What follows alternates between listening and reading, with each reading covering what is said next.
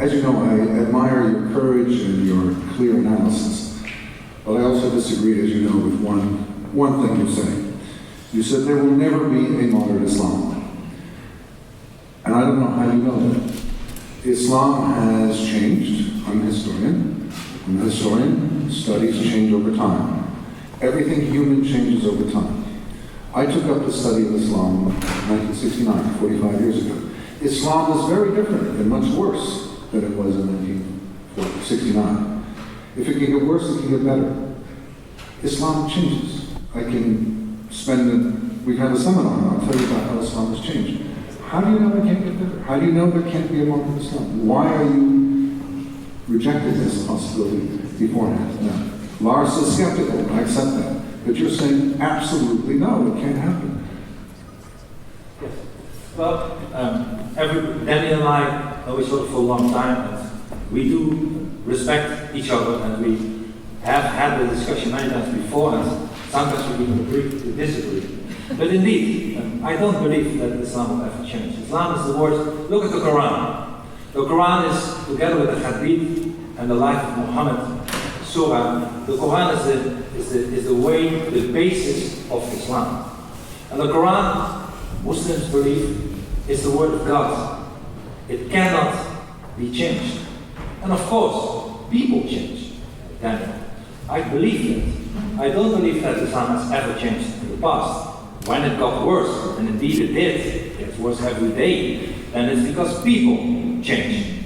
And people change, unfortunately, for the worse, not for the better. So yes, I believe that even though today it gets worse every second, look at the Islamic State, look what is happening in your country, in my country, and that will not change.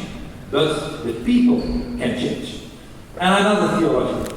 I believe that, once again, why people believe in Islam, it's none of my business. But I am a politician, I'm a lawmaker. And I tell you what I just told you before, that I'm not interested in it changing or not. I'm interested in the people.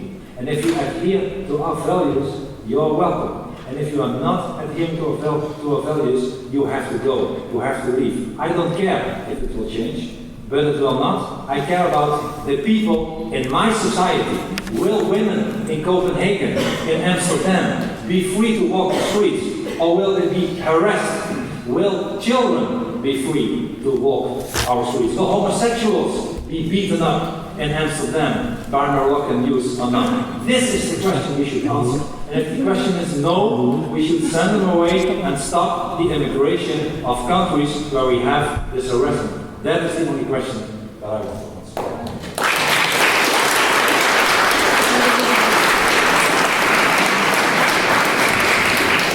Daniel, you want to comment on that? Yes, we have argued this point for a decade and more. And I agree with your point about the actions being unacceptable and people changing. So we agree on that. But still, you made very clear in your opening remarks that Islam, modern Islam, there'll never be a modern Islam. So let's put aside the actions of people. Fair enough. Why can there not be a modern Islam? The Quran remains the same, but interpretations of it change. Let me give you one example. There's this short phrase in the Quran, "La ikraha fi din," meaning there should be no compulsion in religion. This is a phrase which over the millennia has changed its understanding, its interpretation. I wrote an article in which I showed some dozen different historical understandings of what this term means, from the most rigid and limited to the most liberal. Now, every aspect of the Quran can be dealt with the same way. For example, there are contradictions in the Quran. And as it is now, it tends to be the more severe that are accepted and the less severe which are rejected. That could change. This is human. This is not divine. This is interpretation of the Quran. Interpretation of the Quran has changed and is changing. And it has changed for the worse, and the more severe. Why don't you admit the possibility that it's changed for the better? Well, you know, the Quran and Islam knows a rule called abrogation.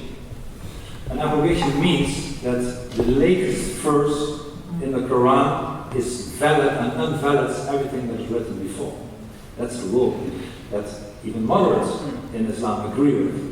So indeed, yes, there are passages in the Quran that were saying maybe not too harsh things, but they were, at the end of the day, replaced through abrogation by many parts of the Quran, which I don't believe in, but many Muslims believe in. That is the fact today. Second point, it's the Word of God.